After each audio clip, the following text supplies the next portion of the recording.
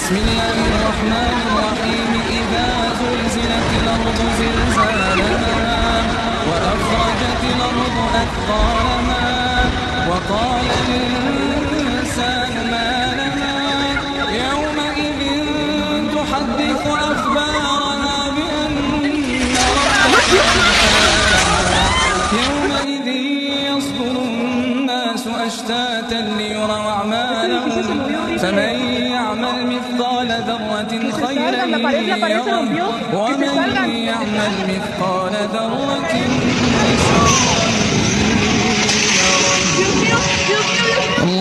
يره. السلام عليكم. الله أكبر. الحمد لله.